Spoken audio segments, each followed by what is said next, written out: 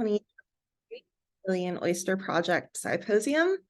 My name is Anna Weiss. I am the Community Science Program Manager at the Billion Oyster Project. I want to thank everyone so much for being here and for joining us. I'm so happy that you're all here to help us celebrate community science, art, and activism. These things are really closely intertwined. There's so much that we can learn about the natural world, and artists and scientists, engineers help us visualize it and help us understand it. Artists help us take what we learn and contextualize our feelings about it and give it representation. And the activists help us to take what we know and what we feel and do something about it. So tonight we're going to celebrate everything that we're learning, everything we're creating, and everything that we're excited and hopeful about. So I want to thank everyone for being here. And I look forward to introducing our speakers. The first thing I want to do is mention that most people should have a bingo card that I emailed to you. We're going to play bingo. So as we're going through these talks, if you hear a word that's on your bingo card, you can go ahead and check it off. And if you get bingo, go ahead and write that in the chat box with your name, and we'll follow up with you after this presentations, and the winner will win a Billion Oyster Project t-shirt. So definitely get your bingo cards ready. So to get us started, I'm going to go ahead and play a welcome from Council Member Christopher Mart.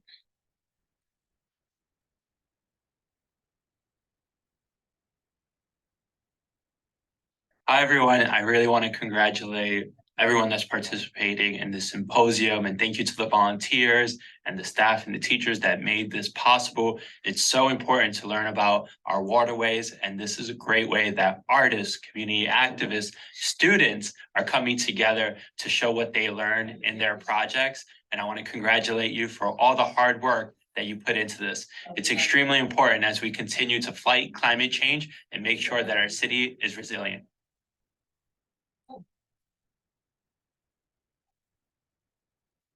Great. And now with that, we have our keynote speaker, Ajani Stella. Ajani is a 16-year-old climate activist and the founder of the organization Kids Fight Climate Change. He's been recognized as a 30 under 30 for his environmental education work and has had multiple speaking engagements, including at the United Nations. So let's go ahead and welcome Ajani. Hi, thank you. I think you have to allow me to start my video.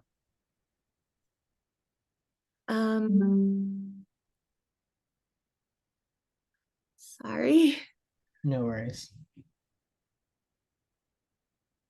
I'm not sure why it's not letting me do that, because Agata, you were able to do that, weren't you?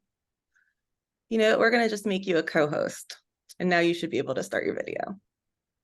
Awesome. Thank you so much. Problem solving. Hello, everyone. Thanks so much for having me. As Anna mentioned, I'm Ajani Stella, and I'm the president and founder of Kids Fight Climate Change.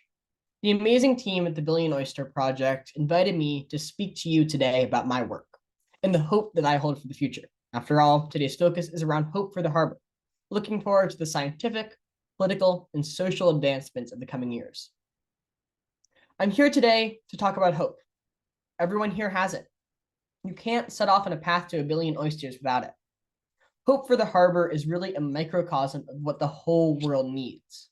If every corner of the world had its own version of the Billion Oyster Project, they could see how we can counter the evils the planet faces.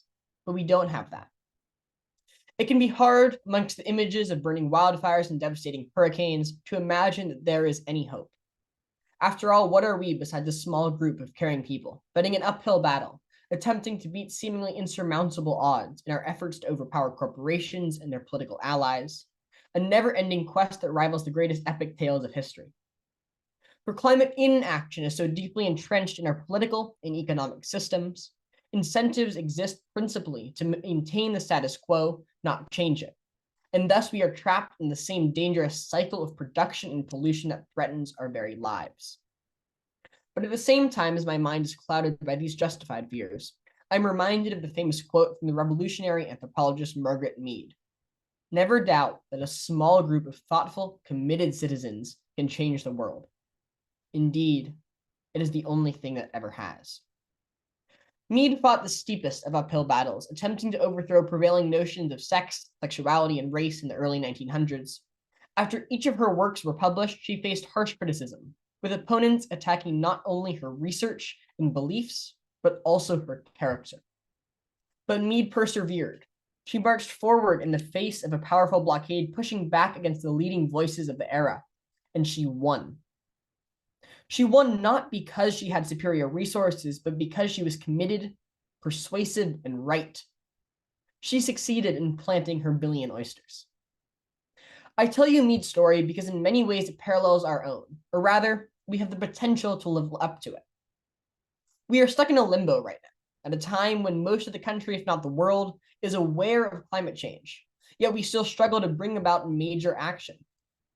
Politicians waver, corporations waffle, and activists flounder as we try to find direction in this chaos. To reach Mead's ideals and push for real change, our first step is shedding the despair that surrounds us.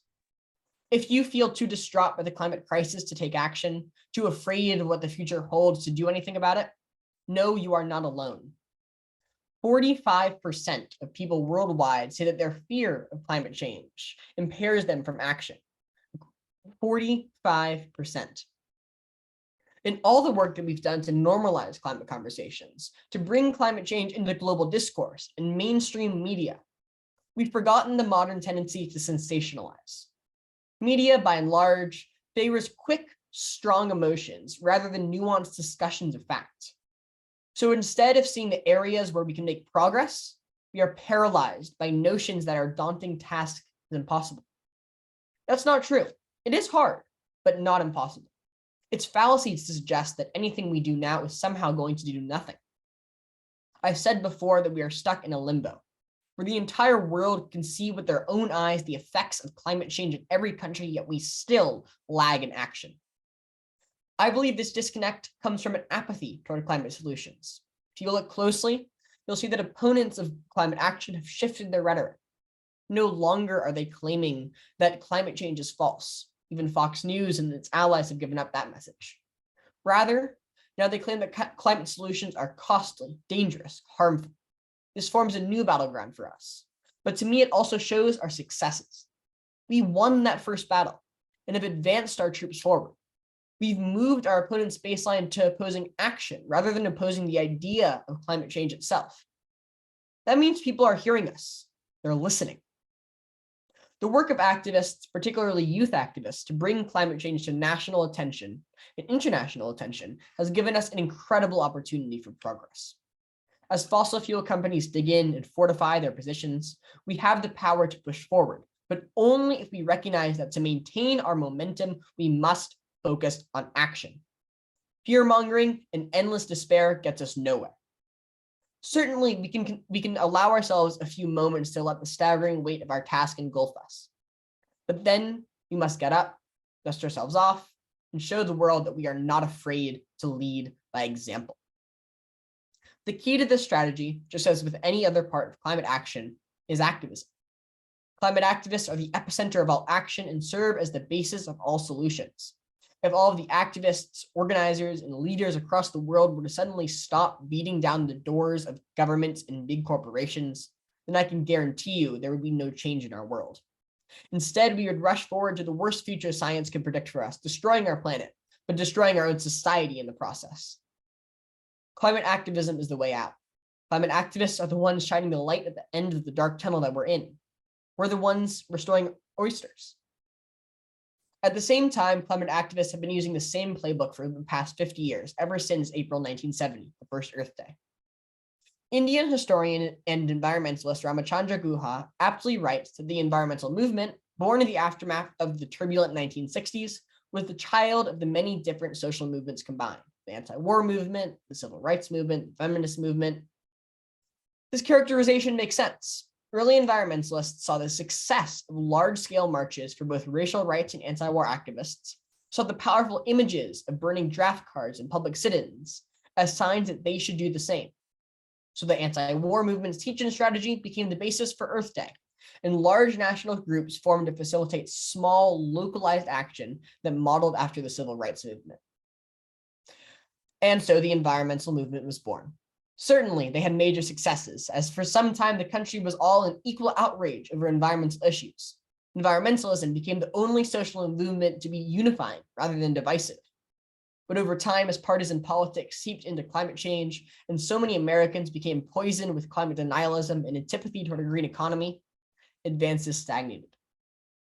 Still, we try the same thing, shouting loudly, genuinely, and passionately on the streets, demanding that political groups listen to us, begging for funding and time, but we're still struggling. The reason? The country has changed. The world has changed. No longer do we have to force people to know about climate change, at which protests were extremely effective. Now we have to empower them to join us, inspire them to make a difference. It's a harder task, and it requires more nuance. It requires leading by example and leading with action. No longer can we just shout about climate change. We must show people what we are doing and can do to solve the climate crisis. Leading by example is a core tenet of what my organization, Kids Fight Climate Change, is doing, and of the Billion Oyster Project's mission. Kids Fight Climate Change came from my passion for climate activism through education, where I believe that education is the vehicle to inspire action. I started my climate career thinking awareness was the issue, but quickly I realized that young people need support to know what to do, to know what they can do. So I adjusted my course a bit, helping them see that action is not only required, but possible. Young people see the problem and they can grow to be some of the strongest forces in combating it. I started my climate activism in 5th grade, passionate about the climate crisis, yet unsure of what to do. But when my 5th grade STEM teacher, Vicky Sando, was contacted to see if she would like to speak to the New York City Teachers Pension Fund Board of Directors to urge them to divest their funds from fossil fuels, she decided to have me speak to them instead, setting me on my path of climate activism. This particular fund is part of the nearly $200 billion New York City pension system. And a month later, when I delivered my speech, the directors were quite surprised when a person who could barely see their chest stood up on a box at the head of their table. While I doubt they remember the content of my speech, I am sure that if there was anything from the enormous movement pushing them to divest that they do remember, it was the minuscule 5th grader that spoke to them. That is why I continue to pursue climate activism as a young person. We have a unique opportunity to push away people's assumptions based on our age and instead astound them with our fierce action. But it goes beyond my story. Youth are the future. We are the ones impacted. It is our lives and our future children's lives that are at stake. Unlike others, we are willing to do what it takes to secure this future. But just as importantly, young people do not have years of thinking pessimistically about their future, especially younger students like elementary schoolers. Instead, we can catch them at the beginning before hopelessness has had a chance to grip them and instead inspire and empower them. How to do that? Through youth activism. At Kids Fight Climate Change, our motto is made by youth, built for youth. Because I believe that youth leadership is the only way to understand young people. We blend an experienced adult advisory board with 100% youth governance to ensure that our programs are directed, impactful, and youth-focused. By working together with young people, we are able to uniquely engage them in ways that adults never have. A key part of Kids Fight Climate Change includes in-school seminars that educate about climate change and then develop a tangible action plan. When talking to these students, I focused much of my time on relatability. I emphasized that I was their age when I started my climate work. They immediately see that not only is climate change a threat, but they discover that they have agency to take action. It was because of my teacher's guidance that I was able to find my place in the climate movement. And now I hope to be that same guiding force for others. As young people, we are not climate activists because we want to be. We are climate activists because we need to be. We are climate activists because we have been forced onto this dangerous precipice like governments and corporations. We are climate activists because no one else is. All too often, I've heard the argument that it's not our responsibility, and shouldn't others be fixing it? And the sad fact is that's true. As youth, it should not be our responsibility to fix a problem that we did not create. But governments, corporations, and climate deniers are acting against our future, so we have to get it back. Still, I am often asked why I focus on youth, for seemingly they have no power. Should we not be focusing our efforts on the reigning adults? For that answer, I turn to Emerson, who informed us. Do not think that the youth has no force because he cannot speak to you and me. Hark, in the next room, his voice is sufficiently clear and emphatic. It seems he knows how to speak to his contemporaries. Simply put, young people relate to young people. Just as I can connect with the young students in our school programs, youth everywhere have a unique capacity to articulate and persuade. We may not be learned in every skill of business or art, nor be able to develop new physics and calculus theories, but we are unrivaled in our camaraderie and passion. We are not the future leaders of this world, we are the current ones. That's why the youth focus is so critical to my work. I'm able to inspire just a small group of youth. It has a ripple effect. I don't just want them to hear about climate change in sensationalist headlines. I want them to know what they can do and how to do it. Then their friends will join, and their friends' friends, and soon we will have a mini movement just because a few kids got to experience climate action like we experience it. That's how you get to 1 billion. Kids Fight Climate Change is not alone in fighting for action-oriented communications and solutions. The Billion Oyster Project shares this passion in leveraging the power of youth and has done an excellent job in this theme of leading by example. And it is why I'm so honored to be speaking here today. The Billion Oyster Project was founded on the idea of not just restoring the Hudson River's natural oysters to their former critical place in our ecosystem, but having students lead the charge. They give students the resources to take initiative and become leaders in their communities. They know that merely doing it themselves is not enough. We have to bring others with us to the solution. The Billion Oyster Project neatly combines education and action, much like Kids Fight Climate Change. After students learn about the history of oysters and their importance, they are inspired to take action and given the tools to do so. For urban kids without unlimited access to nature and the outdoors, this opportunity to fall in love with the environment and fight to protect it is as unique as it is invaluable. What truly gives me hope about the Billion Oyster Project is that they are a poster child for action, signing up for 1 billion. They are not only leading the charge and bringing young people with them, but they are also succeeding. Thanks to their efforts, oysters are being restored and sustained in massive amounts throughout the Hudson in ways we never imagined before. What was thought to be impossible is happening. It hasn't been easy. It hasn't been overnight. It isn't done, but it is happening.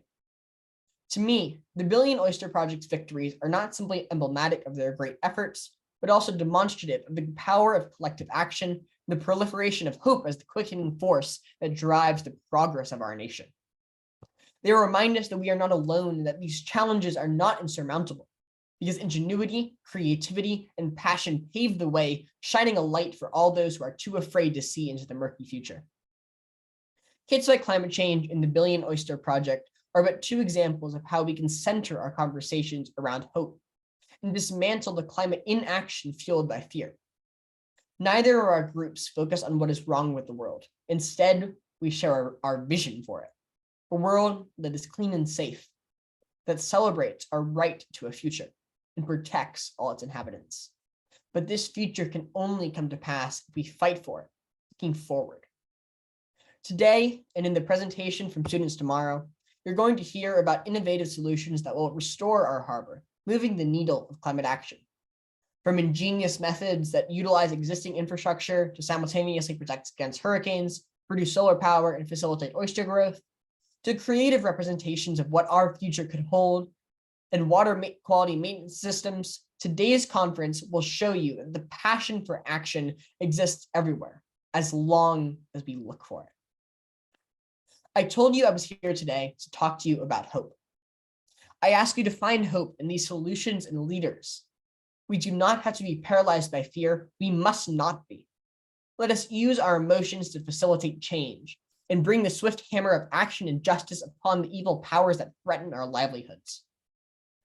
I hope that the world realizes that we have a choice to either quickly succumb to the fossil fuel industries as the world crumbles around us, or take the higher road and build our economies up with green solutions.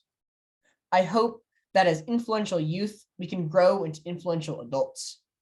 I hope that the future will have no climate activists because we won. I hope that together, as a society, we can collectively stop not caring. Thank you.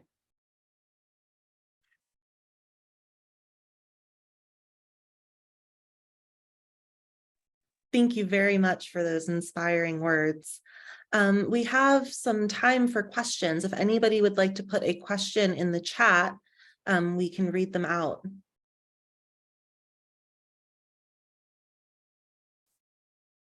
I can go ahead and start. Yeah, So when you were, oh, please use the Q&A feature.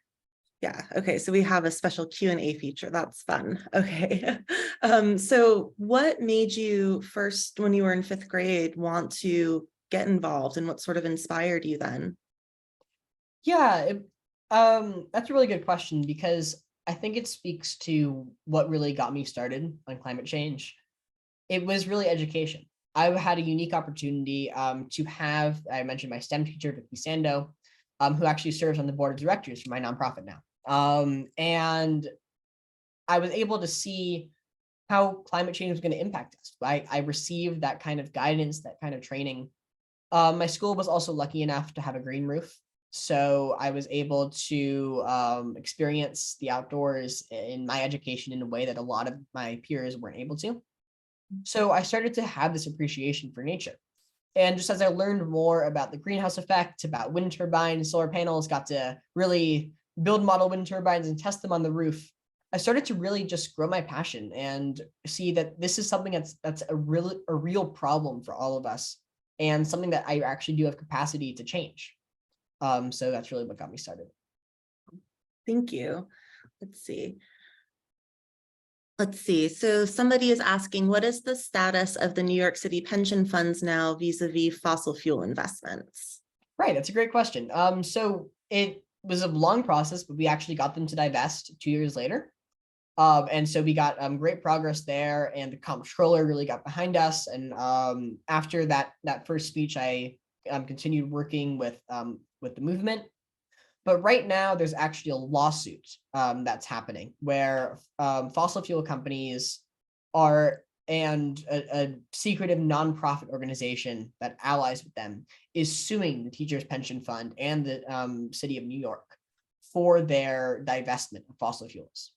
So we're trying to bring attention to that issue because it's not really being reported by the media. And we want to show people the danger that this lawsuit poses and bring support for the amazing work the pension fund has done to divest and help protect our futures. Thank you. Are there any more questions for our keynote speaker?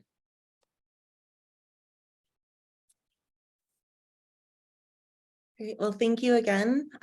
Really appreciate those inspiring words. Thank you so much.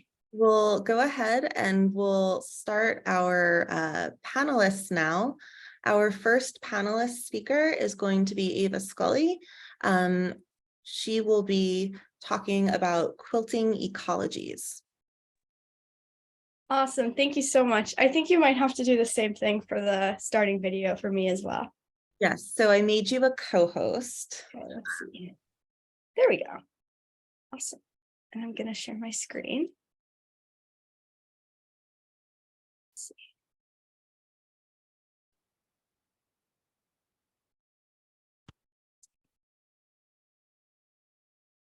Can everyone see that? Okay. Awesome. I'm going to go right ahead then. Well, thank you all so much for being here today and for having me today as a panelist.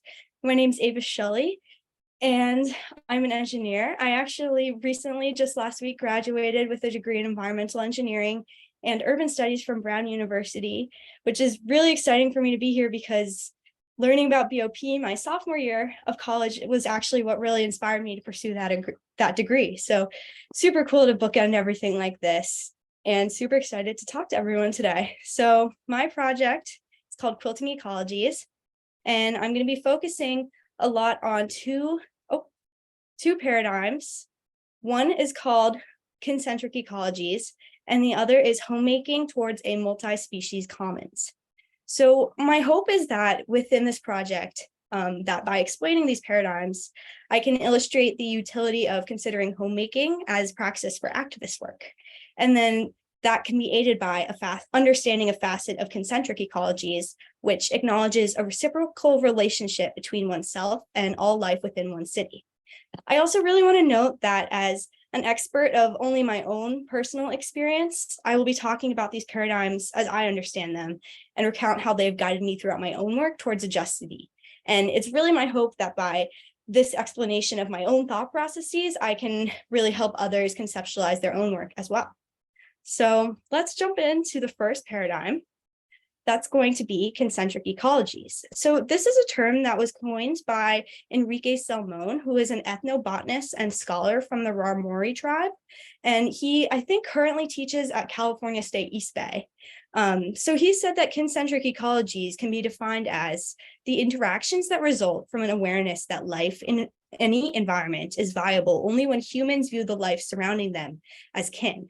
So here, Salmon is kind of saying that concentric ecologies can only truly be accomplished when humans view both themselves and nature as part of an extended ecological family that shares both ancestry and origins. And this paradigm really directly challenges a lot of the ideologies that comprise American dominant culture surrounding the environment, such as like extraction and pollution, where ecosystems are not valued intrinsically, but for their capacity for commodification.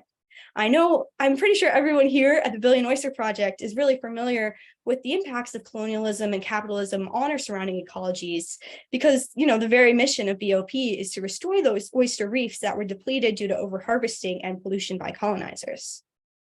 So how can we as settlers really understand concentric ecologies and think about it and use it to understand our own activist work? So many settler scholars have acknowledged a need for better relationships for ecological restoration, and they have called for concentric ecologies as the solution. Oftentimes in these discussions, the concept of concentric ecologies has been likened to ecology itself, environmentalism, or biodiversity. And while I really do see these connections, I don't think they're exactly it, because we really want to acknowledge that concentric ecologies is a cultural model among Indigenous people. Salmon even says that the term concentric ecologies would be meaningless to Indigenous language speakers. This is because the use of the term in English is primarily to explain the concept to people not familiar with Indigenous languages. But the concept of concentric ecology is typically expressed through various traditional, more abstract ideas in many Indigenous languages and is embodied through culture. So thus, settlers should note that an understanding of concentric ecologies, only as they are defined in English, is not a full understanding of Indigenous perceptions of ecology, which is why you should read Dr. Salmon's work and not just listen to me. But he really does say that understanding even a facet of concentric ecologies may foster a deeper understanding of what it means for us humans to exist in relation to everything around us. And Salmon knows this is true not only from his own everyday experiences and observations, but also because he has really intentionally observed the changes in his students at California State East Bay before and after completing projects designed to teach them about concentric ecologies. So after completing these projects, he's noticed that his students not only had a really great awareness of the daily natural changes occurring in their environment, but also that they, as he says, are part of an incredible creation. And I just think that's a really great thing to be aware of. Moving on. So now we're going to talk a little bit about how having a greater concentric ecological awareness will be able to help us better conceptualize homemaking in the multi-species commons. So this paradigm configures home as it extends beyond the four walls of a house into a place that can be imaginary, felt, or embodied. It's typically a city, and it's also porous, multi-scalar, and relationally constituted. So the idea here kind of that I'm thinking of is that when we can understand home as beyond privatized space, such as the four walls of a house, and kin as all living beings within this home, as opposed to maybe, the nuclear family, we're taking a page from concentric ecologies, homemaking can more easily be thought of justice work towards a multi-species commons. I really like to think of the work that BOP does as homemaking through a lens of concentric ecologies, because I'm really thinking about the reef making that everyone does as homemaking, and you're creating a space for all of these organisms and different ecologies all within the environment, not just for humans. I'm sure everyone has kind of realized by now that this idea of homemaking for a multi-species commons is very different from traditional American homemaking, which was traditionally a job for, white women to kind of make the house a space of operation for the nuclear family as a colonial institution. And by that definition, homemaking in the traditional sense has really aided in the production of colonial geographies through the concentration of wealth and resources into privatized space. In that example, the home for the use of a colonial institution, which in this instance is the nuclear family. So this new kind of idea of homemaking in the urban sphere for a multi-species commons is a form of resistance and justice work because of its very definition that subverts colonial homemaking as a service performed by women only for the nuclear family within privatized space, and instead is for an entire ecology. Beyond subverting homemaking through just its physical definition, both historically and today, people have been making home in the urban sphere as acts of intentional resistance and or as a means for survival within landscapes that are very hostile and white supremacist. One really great example of this is the work done by Black feminists that Zenzile Isoke writes about in her ethnography titled The Politics of Homemaking, Black Feminist Transformations of a Cityscape. So in her accounts of the work that many of these women are doing in Newark, New Jersey, they're marking home as the entire city. And that's really a sacrifice because you're giving up your privatized space and extending your work to the entire urban sphere. But it's really motivated by a deep-seated desire to transform the whole city. Isoke also kind of takes a page from concentric ecologies and notes that homemaking as a form of resistance also requires building a relationship with the broader physical environment, including all of the organisms within it and its surrounding ecologies. So hopefully we kind of have a little bit of a grasp of all the theory I just threw at you. So I want to talk a little bit about my art project that I submitted to BOP and then got me here, which was that I created a quilt. So I created this quilt both to challenge traditional homemaking within privatized space and also to engage in imaginaries that embody home as a place defined by concentricity. The idea kind of was that, how traditional American quilts may normally be comprised of fabric that is significant to a nuclear family, such as, wedding dresses, tablecloths, or baby blankets. But this quilt that I made is very different and trying to subvert that a little bit by being comprised of images of the New York Harbor, Long Island, and various living beings within these environments, including oysters, humans, birds, and plants. And it's really my hope that by introducing these beings into a medium that traditionally only represents relationships within privatized space, such as a house. Sorry, that's the ferry. I'm going to have this quilt help embody homemaking as an unbounded justice practice. Moving on. So I just threw all this information at you. I'm not asking you all to take all of what you've learned and make your own quilt as an act of resistance. I think everyone should be thinking of their own things, including me going forward, thinking about my own activist work.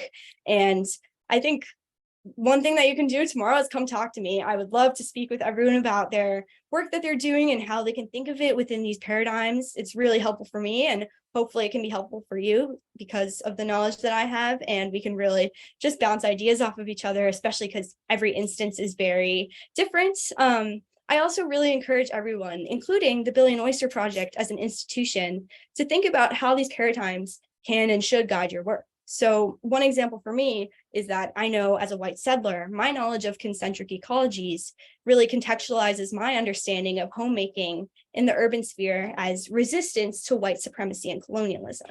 So this can take the form of mutual aid, supporting efforts towards land and food sovereignty, or even, facilitating honest conversations with different settler organizations about the need to incorporate justice work into their mission. Those are just a couple of examples. There's a myriad of different things that I'm sure we could all be chatting about, but I really also think that the most important example of how to use these paradigms for action would be really to get involved in efforts for land sovereignty for BIPOC people. So I would love to chat with people about that tomorrow, but also you should read some words of actual people that are involved in the work on the ground every single day, and Indigenous people and all that. So here are some references, and thank you all so much.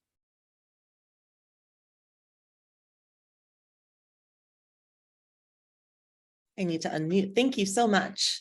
Do we have any questions for our speaker?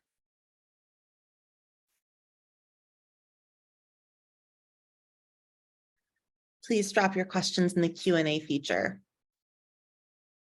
And I can go ahead and start off. Were there any particular materials that you worked with that were interesting or fun while you were making this quilt? Yeah, for sure. So this was the first quilt that I made, which was really great. And I wasn't really sure how to get the images on there that I wanted, but I did a lot of research and I found this, it's a cleaner called Citrusol, which is actually what I used. I'm sure everyone might be familiar with it. It kind of smells like oranges. If you have any sort of memories of your parents like cleaning floors and it kind of smelling like that, that's what it is. And essentially what you do is you take these images and you use the cleaner to transfer the ink from paper into fabric. So that's another kind of aspect of the work that I think is really cool because it takes, this household cleaner that is traditionally used in like regular homemaking for cleaning a house and used for this totally alternative version of it. Very cool. We have a question. What are you going to use the quilt for? Will you use it in your own home? Oh, that's a great question. So honestly, the original purpose of the quilt was for this Scy-posium and for getting the opportunity to chat with everyone about the work and the ideologies behind it. So I'm not totally sure exactly where it's going to be going next. If anyone has ideas that they want to chat with me about tomorrow, that would be awesome. Very cool. And somebody asked, will the quilt be on display tomorrow? Yes, totally. That's exactly what it's for. So you'll see it there tomorrow, as well as myself. Great. Okay, so I think we have one more question. What, in your view or experience, is the role of home as a concept on engaging with climate activism? Yeah, totally. So I don't know. I think when you're thinking about your own space and how you want it to look, you're not thinking about the greater world all the time. If you're in kind of that mindset of extraction and exploitation, you're not thinking about, doing all of that stuff as hurting yourself and hurting your home and the things around it. But when you're in more of a climate activist mindset, you're saying all of this pollution that's going on, no matter if it's in the physical space that I'm living, is part of my home. So it kind of reorients what you value as a space that you're living in and who you value that space is meaningful for, I would say. Great, thank you. All right, well, thank you so much. Really appreciate the presentation. We're so excited to see the quilt tomorrow. And we'll move on now to our next presenter. I will go ahead and make co-host. Our next presenter is Mary. Hello. Share my screen. All right. Hello, everyone. Can you hear me all right? Hope so. I'm Mary, and I'm just really happy to be here today and just honored to be part of this. Today I'll be presenting Reef Rocket. It's a reef module design and material prototype that I developed in partnership with the Billion Oyster Project for my master's thesis. I'm just graduated from the Pratt Institute. So yay, recent graduates. And this was the thesis I submitted for my master's of industrial design degree.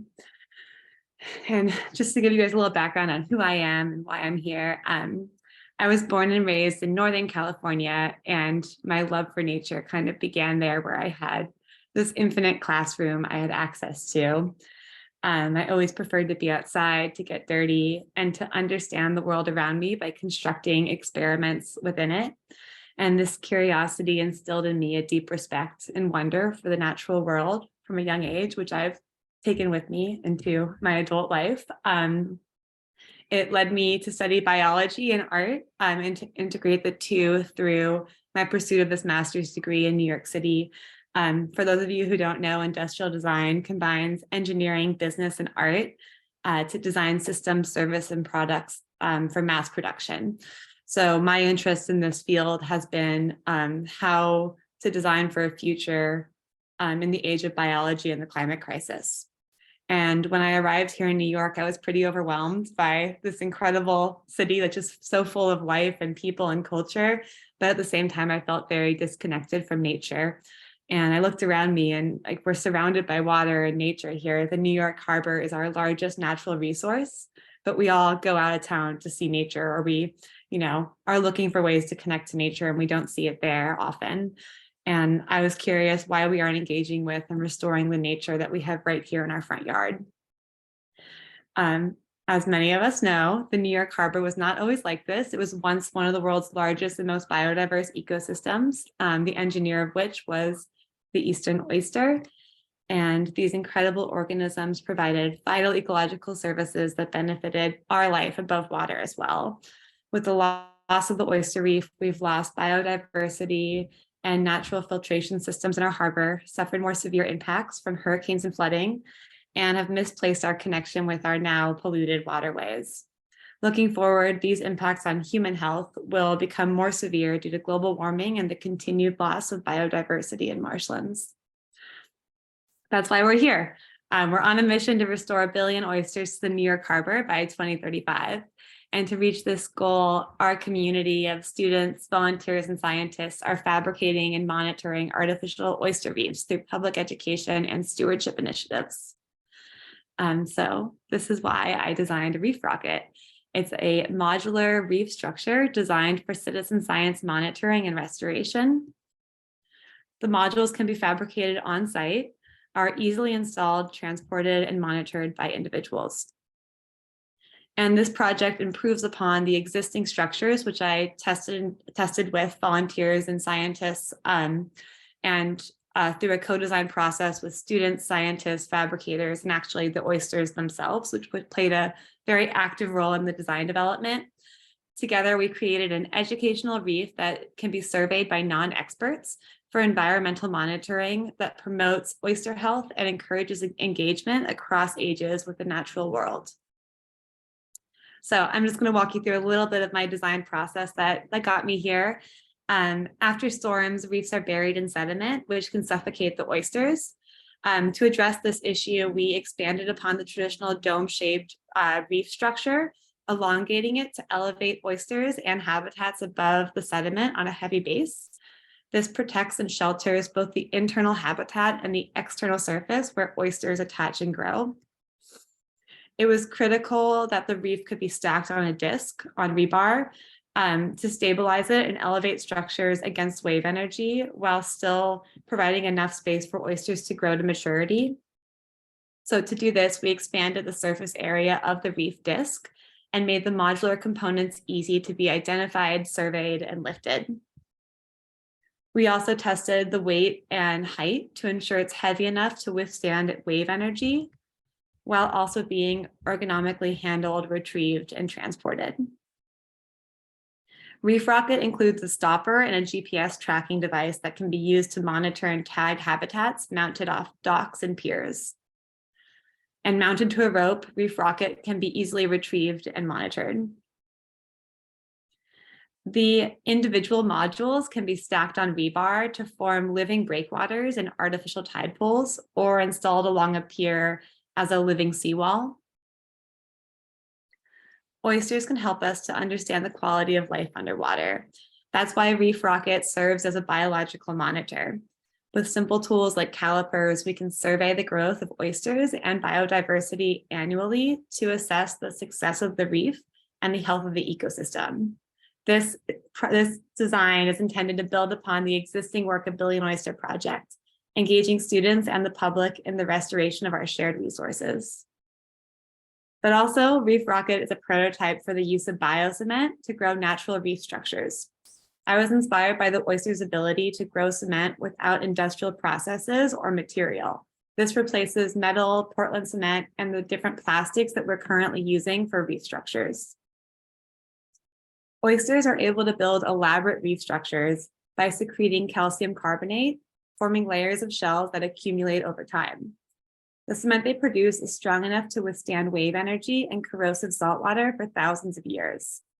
Think of the oyster as a tiny factory and compare that to the enormous energy and resources required to create man-made cement. During this project, I learned how to grow cement the same way an oyster does. We harness technology from the ocean to facilitate and expedite the natural growth of cement. Biologically grown cement mimics the calcium carbonate-rich surface and texture of oyster shells, making it an ideal medium for oyster restoration. In nature, reef structures form over millennia. This process expedites the growth of calcite material, producing long-lasting cement ideal for oyster growth in just under a week.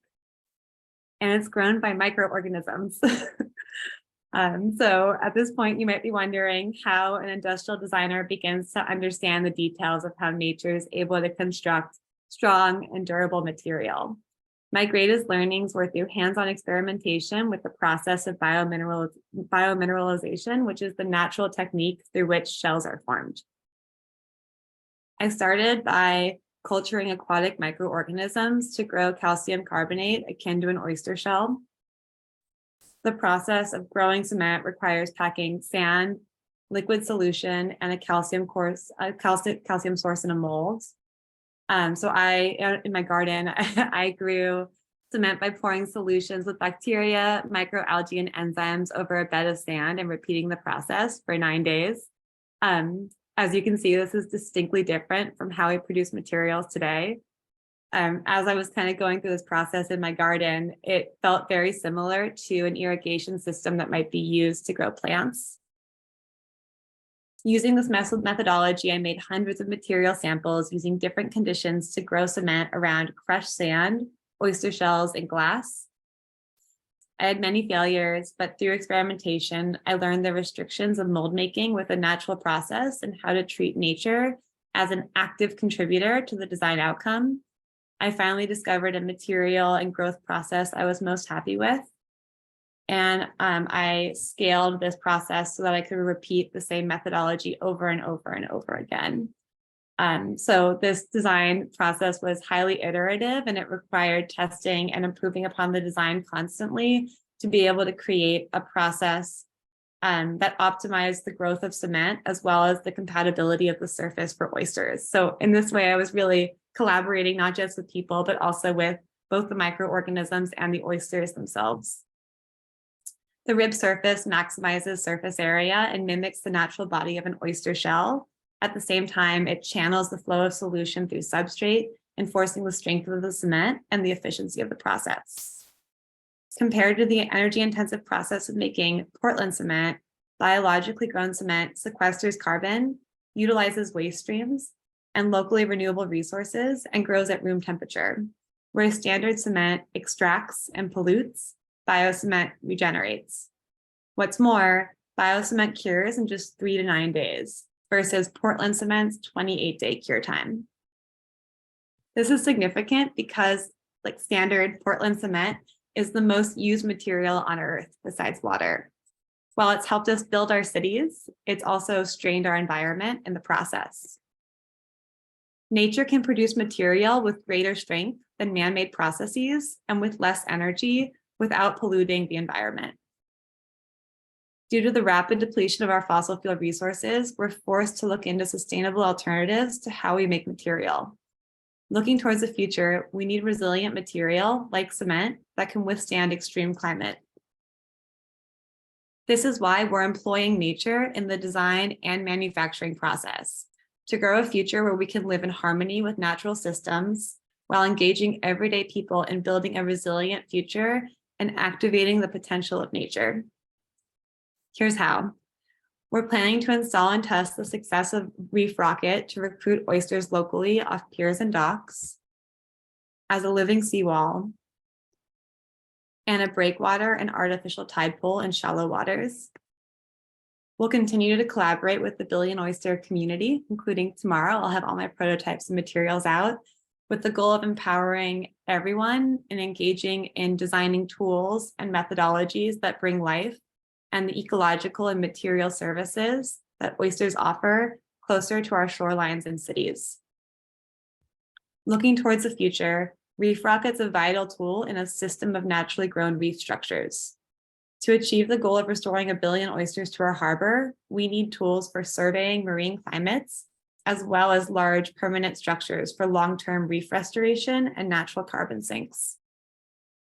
Governor's Island could become a publicly owned site for closed-loop manufacturing and climate mitigation. We could use shells from the shell pile, grow microorganisms and enzymes in the garden, and even fabricate at the harbor school, these naturally grown reefs.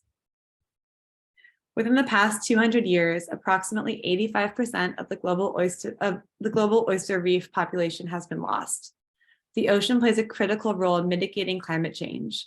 We urgently need to protect and restore its ecosystems. Recovery is possible, but requires immediate investment and collaboration between scientists, policymakers, and everyday people. Designs a bridge that can catalyze community-led change and transfer climate technology towards a resilient future where the health and prosperity of people and ecology are interwoven. This is an image of me again at the beach, collecting shells and wondering how something so durable and ornate could be a product of the ocean. This fascination and curiosity has stayed with me. Perhaps there's some of the same curiosity for nature, like this, in each of us. Industrial design in response to advancements in science and the needs of society, transferring emerging solutions into mainstream culture.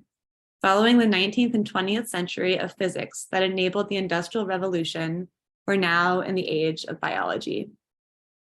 Thank you.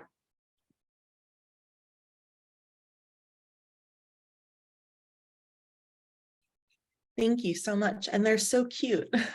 Thanks. So it looks like we have a bunch of questions going already. Somebody wants to know, can the cement be produced we have a couple of people asking, can we produce this at an industrial scale? And on a cost basis, how does it compare to Portland cement? Yeah, so the industrial scale is possible. There is one company called Biomason that they're using a different metabolic pathway, a different process, but they are starting to scale up the production of biocement bricks, individual bricks. But for this project and this collaboration, what we really looked at is how this could be done as a grown to form model where prefab molds could be shipped out and then communities could actually fabricate on site with local resources. So trying to create systems for local manufacturing as well. And how long does it take for the microbes to produce the cement? Takes 3 days. 3 days. And how long would it take for them to produce one reef rocket? 9 days. 9 days. Okay, Yeah. wow. And I think our last question is, have you applied for a patent? I'm in the process. So I did not share all the information, and I will because I'm using a really interesting microbe to do this, but I can't share it yet. And I'm excited to share it soon. Very cool. Well, thank you so much for sharing that with us. I do have a question. It looks like you went to some fun places to collect microbes. What was the coolest place you collected microbes from and why? Oh, well, the project kind of started, I took a cross-country road trip back to California and then back to New York. And I brought vials with me along the way. And this is kind of how I learned about the process of biomineralization, was collecting soil samples and then putting them under UV light and trying to see what would happen. I was more interested in how biological crusts form in a desert and to see if I could grow cyanobacteria to do that. But I actually, in the process of trying to run another experiment that I was kind of making up, I saw minerals start to form. And that was kind of how I learned about this whole process. So culturing cyanobacteria and seeing them grow calcium carbonate was pretty exciting and was the start of the whole project. Awesome. Well, thank you so much for sharing that with us. Thank you. Our next presenter is Henry, and you should be able to go ahead and share your screen now.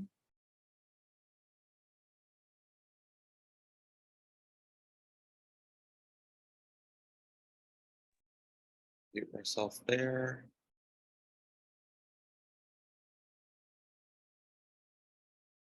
All right, we should be good to go. Hi, everyone. My name is Henry. My mentor is Dr. Matthew Hare, and we're from Cornell University. I'm a rising senior studying environment and sustainability as well. And this summer we'll be studying whether oysters at a restoration site can sustain themselves by using a genomic test to determine if local recruitment is occurring. And I'll get into more of that in our background.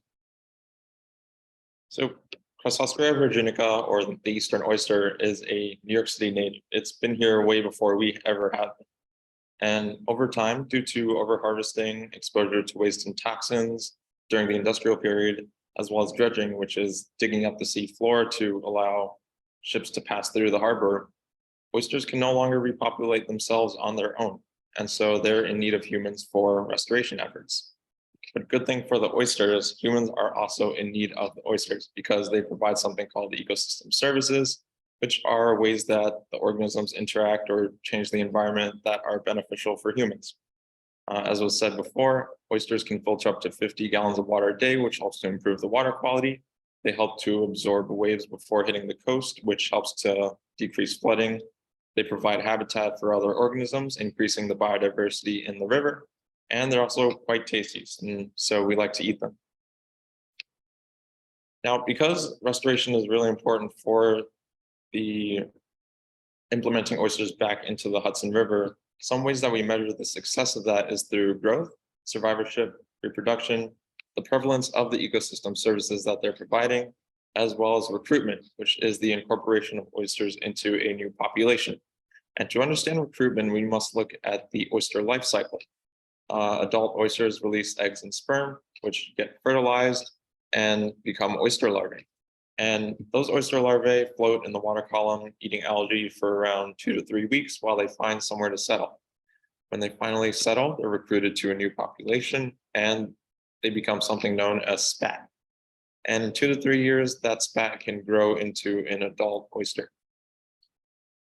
Recruitment can also be studied through larval dispersal, which is the way oysters spread out throughout the estuary. And 5 years of sampling larvae with the hair lab have shown that there's a wild population up at the Tappan Zee Maricopa Bridge area or Tappan Zee Straw Bay region that releases lots of wild larvae. And so you can see in this diagram that places like Irvington, Hastings on the Hudson, and the Science Barge receive lots of larvae. But as we go further south, we see that there's less and less larvae being recruited. And so we want to study where oyster larvae are going and why we see these patterns. In this diagram, I highlight the northern breeding population by Tappan Zee Straw Bay region, as well as another population that was implemented in 2021 that consists of restoration oysters down in Hudson River Park. These red stars represent oyster bags as shown in the right picture that we'll be implementing in the next few days. And this array of shell bags all up and down the river are an effort to capture larvae and understand where they're dispersing from these source reproduction populations. And these bags will be in the water from now until around mid-July, and then we'll replace them out for new bags for 2 sets of recruitment studies. We can also look at something called population connectivity, which is the ability for a population to both receive and provide spat for other populations. Restoration plantings can be a potential source if they're reproducing, as well as a potential sink since larvae like to settle on other oysters. And as you can see in this diagram, these 2 reproducing populations are quite far from each other. So the connectivity in the Hudson River is currently insufficient. Instead, we look at local recruitment, which is the recruitment of larvae from these populations to nearby populations, as well as self-recruitment, which is the incorporation of larvae produced from a population into its own population. And so recruitment is required to balance adult oysters that get old and eventually die. We have a null hypothesis regarding recruitment. A null hypothesis is what we would predict to occur if there were no significant changes observed. We would predict there to be no local recruitment and that all the spat caught within Hudson River Park will be from the Tappan Zee Straw Bay region, which was from the north. If we're able to reject our null hypothesis, we might see that there is local recruitment occurring and that we would see Hudson River Park larvae being recruited back into Hudson River Park. We'll also be looking at something called the baffle effect, which in the Hudson River is surface to bottom obstruction of the flow of the tides.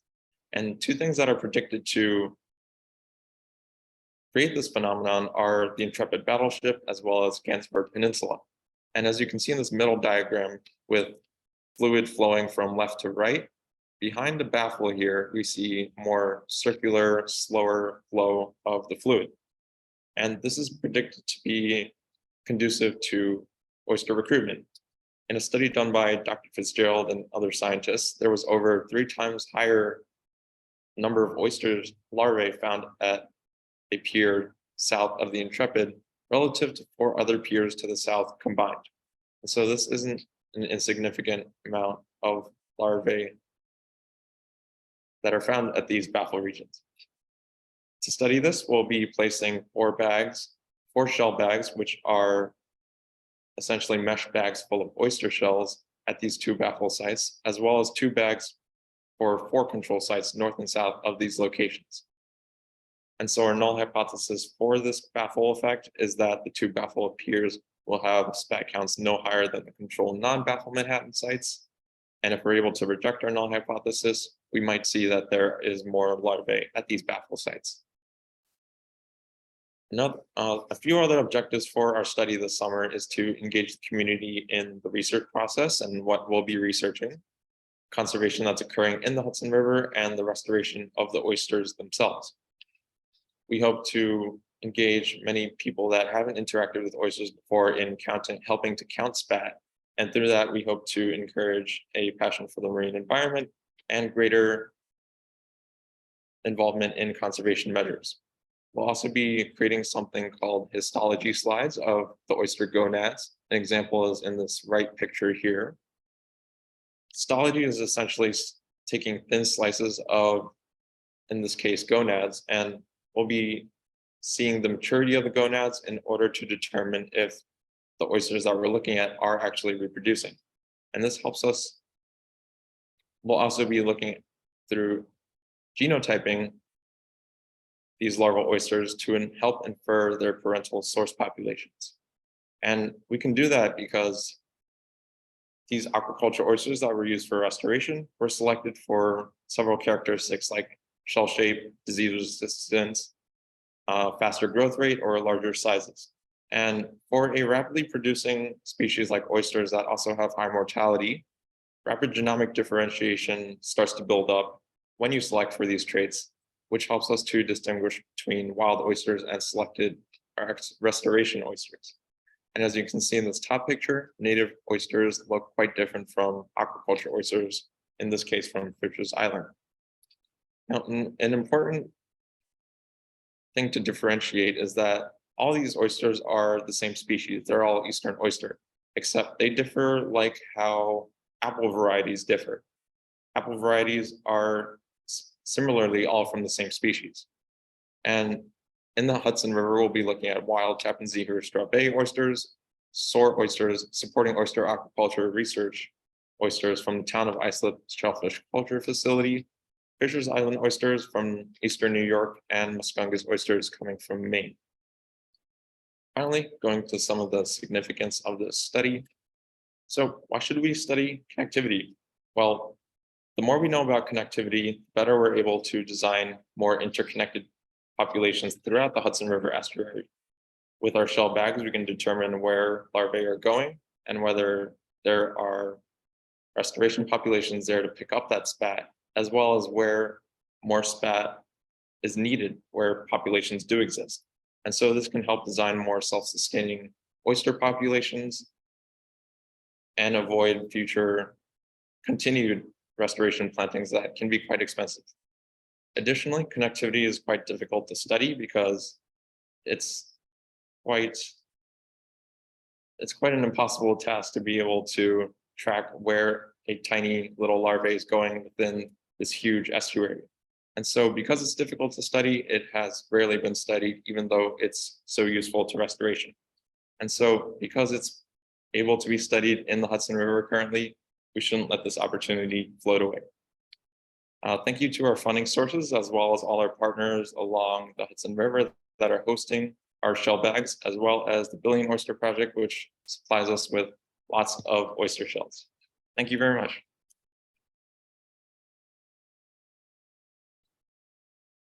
Thank you.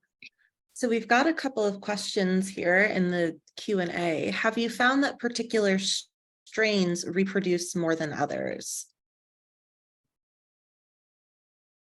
I'm not quite sure we know about that yet, but we are seeing, based on their maturity level and the conditions in which they're placed, that they're producing at different quantities. And it really also depends on what life stage they're in. Some oysters are approaching that reproductive capacity, and so they'll start reproducing later after they've been placed into the river. But also some oysters are a little older, and so they'll only be able to reproduce for a couple seasons before they eventually die. Thanks. So it looks like some of the locations have low salinity. Does this have an effect on wild oysters? Yeah, as you can see in the north, there's that wild breeding population near the Tappan Zee Bridge. And because in that region, there's quite a low salinity compared to the mouth of the estuary down south. And this has been seen to be quite conducive for oyster reproduction and livelihood, because we see that they're being recruited in higher numbers up north. So we are placing more restoration oysters down south, and salinity may have something to do with that, but also the way that the northern oysters are not being able to be recruited down south, that may also have something to do with the salinity. Interesting. And I think we've got maybe time for one more. Is it true that an oyster's outer shell shape changes based on the environment?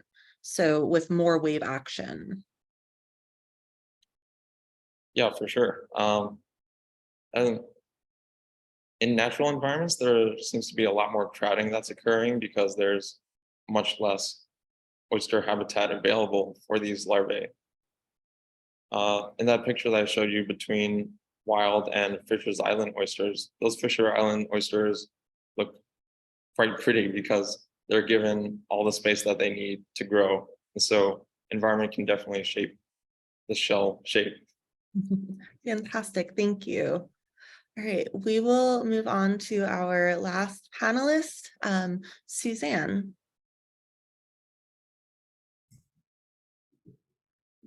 Hi, everyone. Hopefully you can hear me. Let me share my screen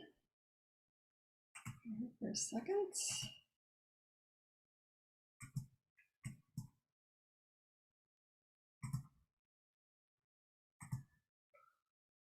And all right, I think we're all set. First, I'd like to thank the organizers for putting this all together and congratulate all of the presenters on your really interesting projects. They're quite brilliant, and it's been a pleasure to hear all about them. I am Suzanne Thorpe, and I'm coming to you from the Upper Hudson Valley of New York on unceded Mohegan land, now known as the town of Catskill. I'm an assistant professor of sound studies at Manhattan College, where my research intersects feminist and environmental theory with electronic music. I know that's a strange combination, but that's where I'm at. Grounded in a practice of listening, I've cultivated many stages and genres of musicianship, scholarship, and research that often involves themes of acoustic ecology. Today, I'm going to present an acoustic research that I've developed while creating a critical media project about oysters in New York Harbor. The project is titled Tending Ostrati, Serenade for Settling, which I tend to shorten to TOSS, for better or for worse. I'm developing this project in collaboration with my colleague, visual media artist and SUNY Buffalo professor, Stephanie Waffenberg.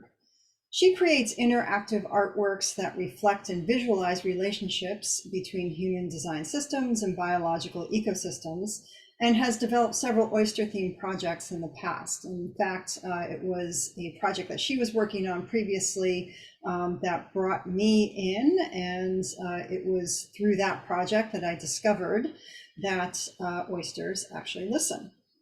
So to summarize, though, TOSS is a multimedia speculative operetta and a community science project that investigates and communicates the impact of anthropogenic noise on oysters. And today I'll review oysters' relationships to sound and listening, and why this may be of interest to this community in particular. Now, we all know that oysters are powerful organisms for many of the reasons that have already been articulated here, and vital contributors to healthy ecosystems. But you may not know that sound is a significant indicator of safe reproduction habitats for them. Specifically, research conducted at North Carolina State University's Department of Marine, Earth, and Atmospheric Sciences found that oysters know suitable settlement habitats through a distinction of sound signatures in underwater soundscapes. Say that 10 times fast.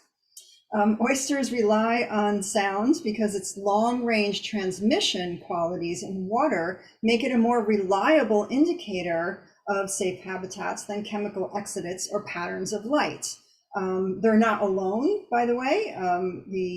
Many elements in many beings in our marine ecosystem navigate through sound, but it's particularly interesting how oysters do this. They perceive the particle component of sound. So they're not listening with their ears, right? They're listening with their bodies through their epidermal cells and internal staticist receptor systems. They also perceive sound through an abdominal sense organ, a mechanosensory receptor highly sensitive to mechanical waterborne vibrations.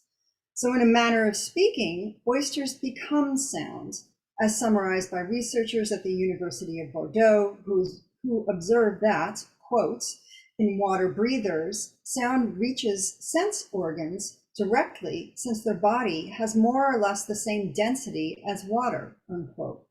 So it would seem that our mighty mollusks are indeed deep listeners of the sea.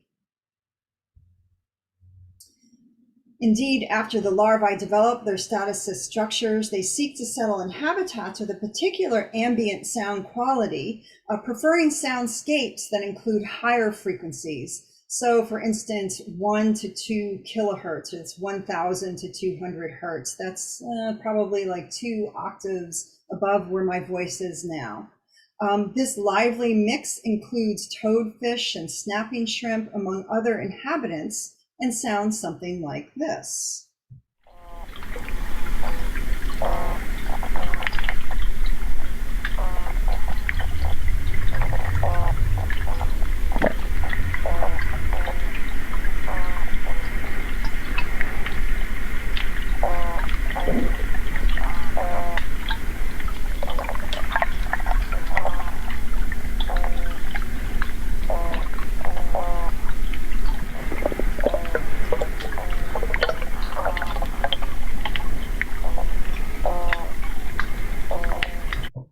So what you were hearing there are, you could audibly hear what are known as toadfish.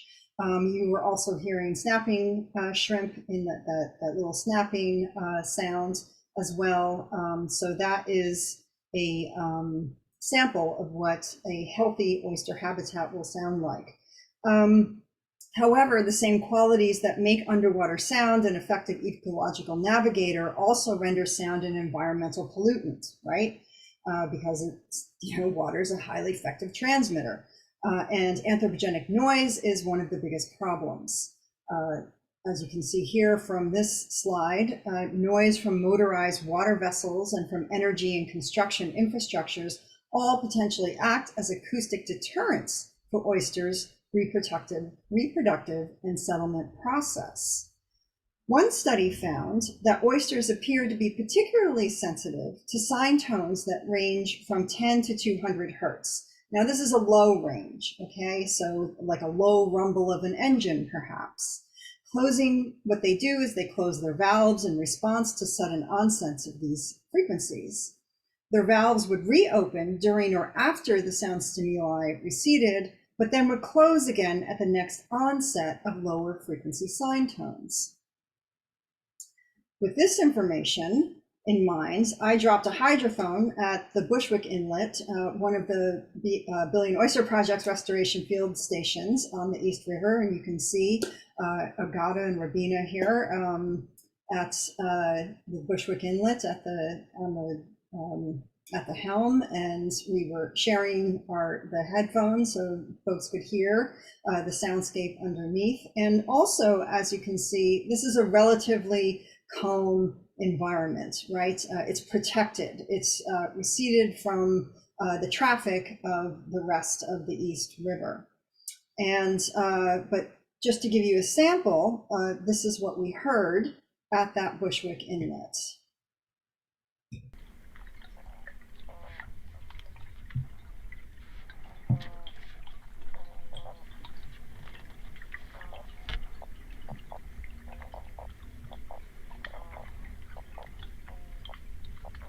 Maybe super quiet, not sure.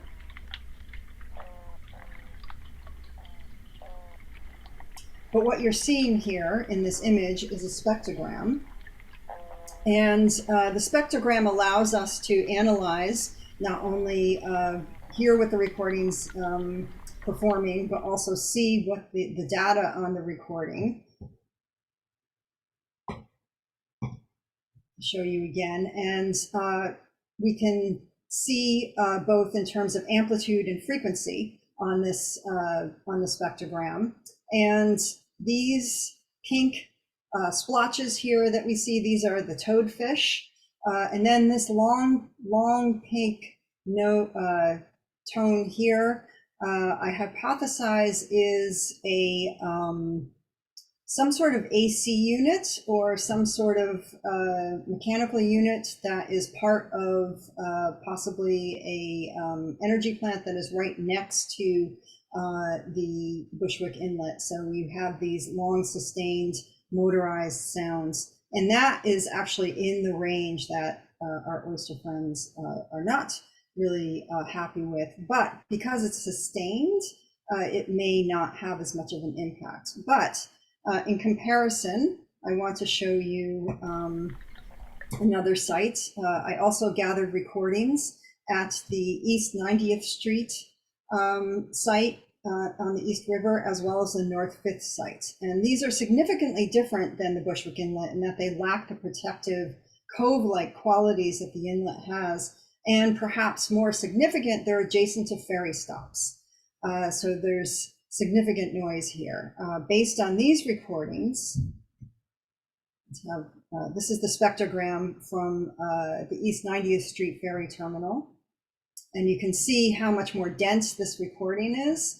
The break that you will hear and see on this recording is a ferry that is beginning to back up. It kills its engine as it backs up, and then it starts again.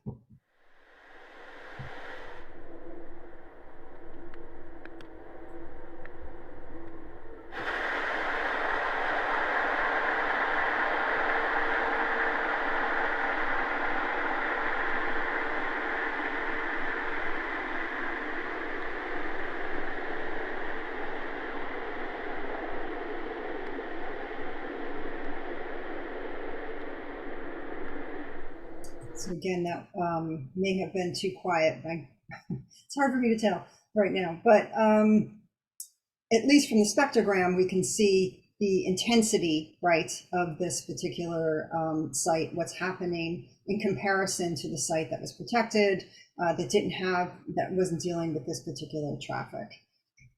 So based on these recordings, we can at the very least infer that sound obfuscation may be a problem at these sites near ferry stations, and frequently closure may be triggered by the onset of noise. Going forward, I'd like to share this information with Billion Oyster Project, the folks there, as they assess success at different sites and develop a noise pollution protocol to use in identifying future restoration sites. I hope that this project will encourage everyone concerned with healthy oyster habitats to consider noise as a pollutant along with chemical exodus that they test for.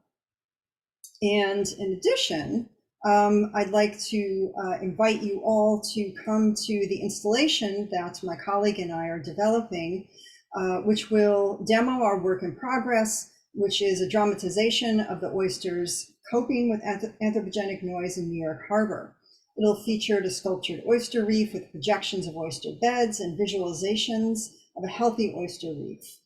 I'll be using field recordings I gathered from these sites and generative sound to create a multi-channel sound installation as well. And the sculpture will also have 3D printed robotic oysters nestled into the reef, equipped with sensors to respond to frequency and amplitude so they can listen to their environments. So this will open on Labor Day weekend at Harvestworks House on Governor's Island. So please come and join us. And with that, thank you.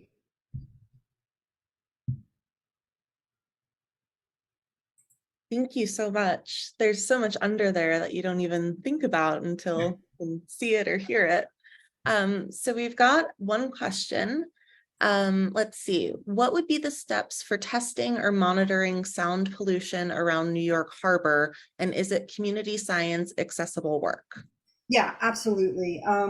So this is actually relatively easy, and I think that's one of the reasons why I'd like to develop a bit of a toolkit that folks can do this. So you would need a hydrophone so that you can put a microphone in the water. So a hydrophone is a microphone that can actually go in the water, hence the word hydrophone, right? And then you would need some sort of field recorder that can amplify, pick up the sounds that mic is picking up. So it would have to have some sort of preamp. And there are inexpensive field recorders that can be used that you could get for around $75 to get something like that to use with the hydrophone. So I would imagine you could develop a kit for in the range of $150 that folks could use in order to test. And then what they would want to do is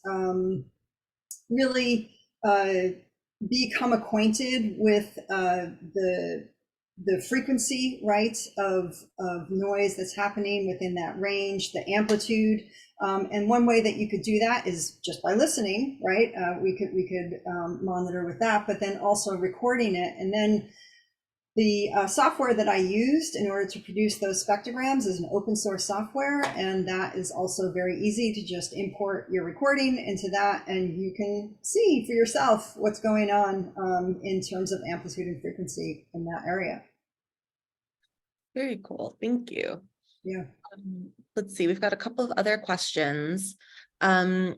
Is it possible to hear these sounds just by being underwater, or is it very quiet or at a different frequency than we can hear? Yeah, so you can hear the noise of the traffic underwater, but if you're talking about the animal life, the way that we hear underwater humans is very different than how marine life is hearing, because we are dependent on the vibrations in our oral cavities, right? So that is very muffled because of the water, right? We don't have the same vibratory effect. We don't have the same acoustic effect to be able to hear that. So with